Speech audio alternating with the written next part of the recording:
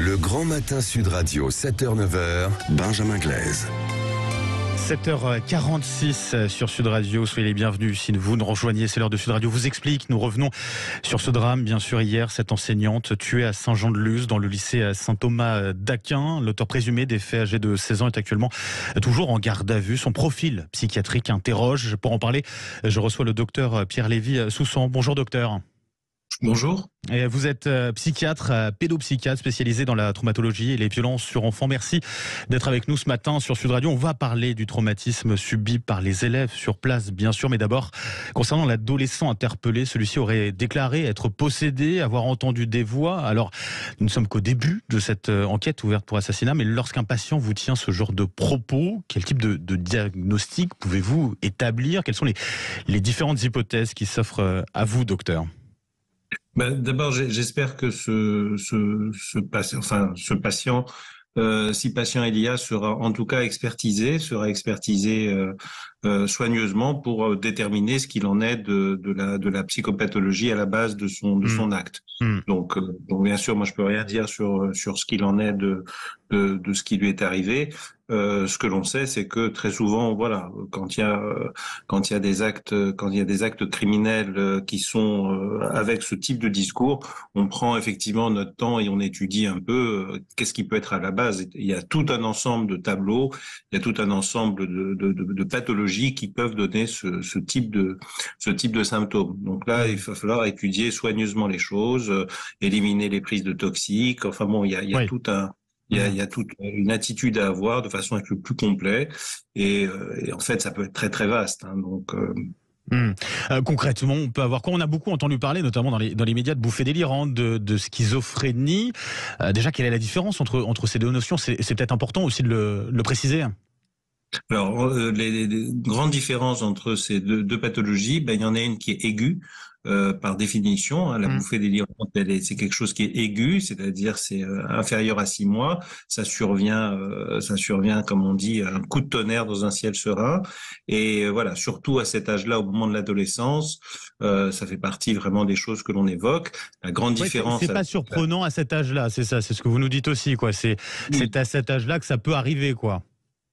En tout cas, oui, c'est-à-dire ça vraiment à l'adolescence, c'est quelque chose d'extrêmement fréquent. Et donc la pathologie schizophrénique, en revanche, c'est très très différent dans le sens que c'est une pathologie qui est chronique, c'est-à-dire qui est plus de 6 mois, 1 an d'évolution.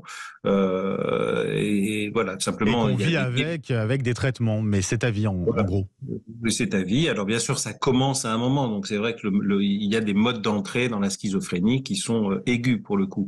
Mais par définition, c'est un diagnostic qu'on ne donne pas au tout début, étant donné qu'il nous faut une longue évolution avant de dire c'est une schizophrénie. Donc bien sûr, ça sera aussi tout l'objet aussi des expertises qui viendront, parce qu'il y aura forcément vu ce qui a été dit, vu ce qu'on effectivement précisé les témoins sur place, il y aura forcément des expertises psychiatriques pour savoir déjà s'il dit ou non la vérité, quoi. Ça sera la première question à se poser.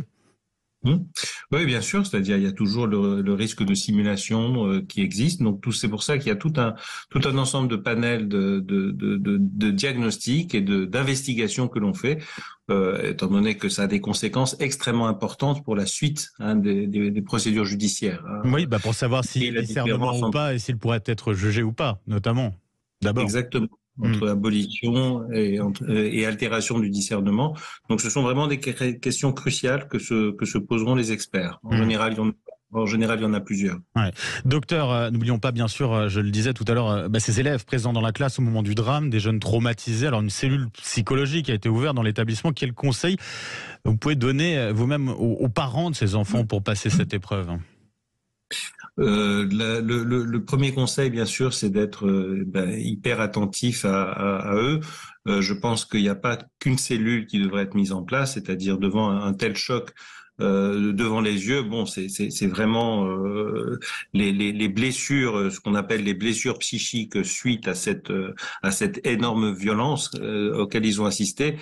C'est quelque chose qu'on vient de suivre, et de suivre y compris en individuel. C'est-à-dire que faut pas hésiter à les consulter. Quel type de détail, par exemple, peut nous alerter?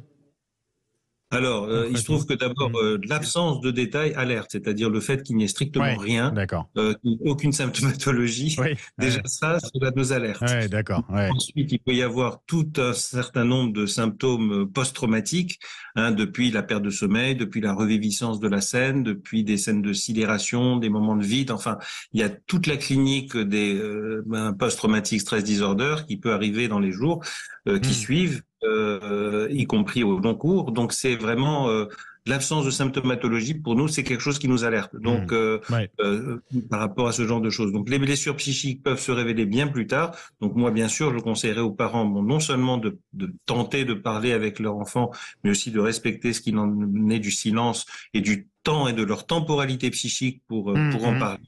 Et puis, je recommanderais bien sûr un suivi individuel parce que c'est comme les victimes d'attentats, les effets délétères sont considérables. Et ça peut être effectivement aussi sur le moyen et long terme, c'est important effectivement. Et le long terme. Absolument. Et tenter de donner du sens à ce qui s'est passé. C'est le non-sens qui est aussi un autre traumatisme. Docteur Pierre Lévy-Soussan, je rappelle que vous êtes psychiatre, pédopsychiatre spécialisé dans la traumatologie et les violences sur enfants. Merci d'avoir été avec nous ce matin sur Sud Radio.